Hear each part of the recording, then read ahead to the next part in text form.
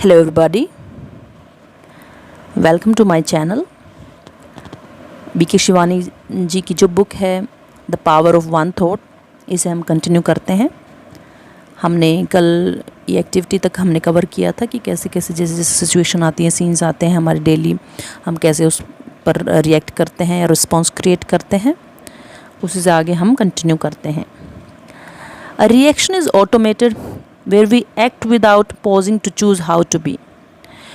जो रिएक्शन होता है वो ऑटोमेटेड होता है, उसमें हम एक्ट करते हैं बिना पॉज किए और बिना चूज़ किए कि वो कैसा होगा। रिएक्शन मतलब कि आपने गुस्सा किया और फिर मैंने भी गुस्सा कर दिया, तो एक रिएक्शन है, मतलब कि ऑटोमेटिक हो गया ये, मैंने ना ही सोचा ना समझा।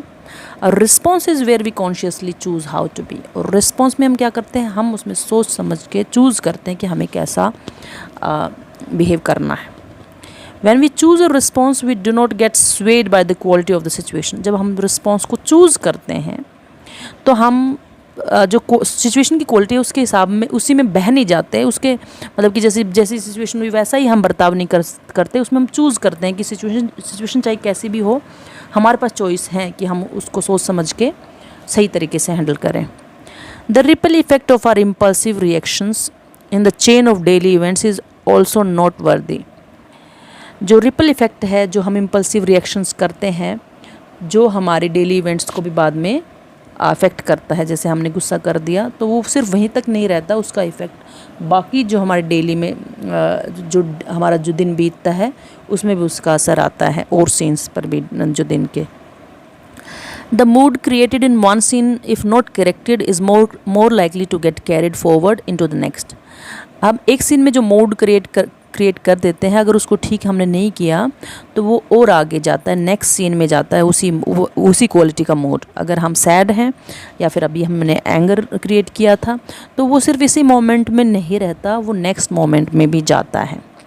Suppose we face a situation with anger, या आप मान लीजिए कि आपने अभी एक सिचुएशन में आपने उसको एंगर से फेस किया, गुस्सा किया उसमें। There is a high possibility that a slight trigger in the next incident will again push us to react angrily.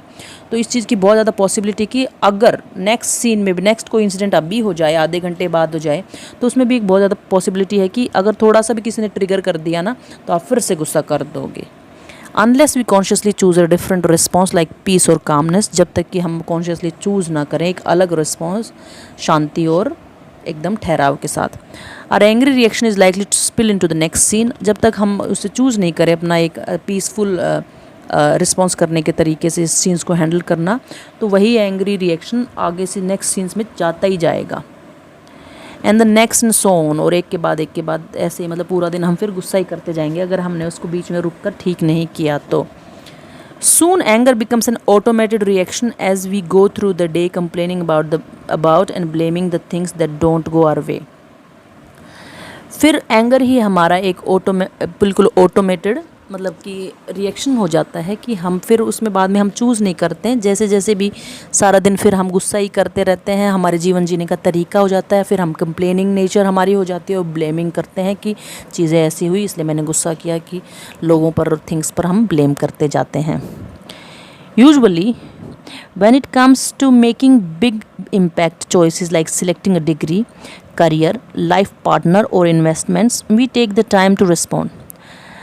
जब हमारे जीवन में बड़े बड़े डिसीजंस लेने की बात आते हैं कि जो हमारे जीवन को बहुत बिग इम्पैक्ट करेंगे, तो जैसे कि हमें किस डिग्री में जाना है, करियर में जाना है, लाइफ पार्टनर में जाना है, इन्वेस्टमेंट करना है, उस समय हम तो टाइम लेते हैं रिस्पॉन्ड करने का उनको, कि उसमें हमें कैसे डिसीजन लेना है। We first introspect, identify all the options, weigh their pros and cons and then choose. हम उसमें इंट्रोस्पेक्ट करते हैं जब हमें लाइफ के बड़े बड़े डिसीशंस लेने होते हैं। सारे ऑप्शंस को आइडेंटिफाई करते हैं, क्या उसके फ़ायदे नुकसान है वो हम देखते हैं और फिर हम चूज़ करते हैं। But in everyday life we mostly react to scenes in an impulsive ways. लेकिन जो रोज़मर्रा की चीज़ें होती है, रोज़मर्रा की ज़िंदगी है डेली, उसमें हम हर सीन को ऐसे ही इम्पल्सिव जल्दबाजी में बिना सोचे समझे रिएक्ट करते रहते हैं। Making a conscious effort to choose a response takes only a few days of attention and awareness. लेकिन एक conscious effort choose करने का जो तरीका अगर हम डेवलप करना चाहते हैं तो उस चीज़ को ज़्यादा टाइम नहीं लगेगा, थोड़े से दिन लगेंगे अटेंशन और अवेयरनेस. अगर थोड़े दिन हम अटेंशन और अवेयरनेस में रहें, हम उस पर ध्यान दें, तो हम एक कॉन्शियस एफर्ट अपना डेवलप कर सकते हैं कि हम राइट रिस्पॉन्स क्रिएट करें हर सीन में. Thereafter we get used to responding the right way in every scene. फिर उसके बाद हमें वो तरीका आ जाएगा कि हम हर सीन में सही तरीके से अपना रिस्पॉन्ड करें, व्यवहार करें, उसे हैंडल करें. If we ask ourselves what we desire the most in life, the most common answers would be love, happiness, peace and power.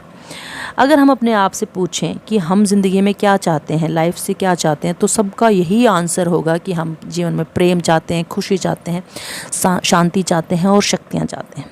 सबका यही है. हम सब इंसान जीवन में अंत में अगर हम सभी से पूछते हैं कि जीवन से क्या चाहिए, तो सभी को चाहिए खुश रहना, शांति, प्रेम, यही सब चाहिए सबको. What we want to experience is what we need to create in response to every scene. तो जो हम जीवन में चाहते हैं वही हमें अपने हर रिस्पॉन्स में लाना होगा, जो भी हर सीन में हमको वैसा ही करना होगा. अगर हमें पीस चाहिए तो हमें अपना बिहेवियर पीसफुल बनाना पड़ेगा, तभी हम पीस को महसूस कर पाएंगे. For only when we create it can we experience it and radiate it into the world. अगर जब हम इसे क्रिएट करेंगे तभी हम इसे एक्सपीरियंस कर पाएंगे और रेडिएट कर पाएंगे इस वर्ल्ड में. कि अगर हम पीस चाहते हैं तो हम अपने अंदर ही उसे क्रिएट करें, फिर हम उसे एक्सपीरियंस कर पाएंगे. तो यही एक तरीका है. This is our power and potential. हमारे पास इसकी पावर है. But if we keep blaming circumstances, saying he avoided me though he knew I was there, how could he do that.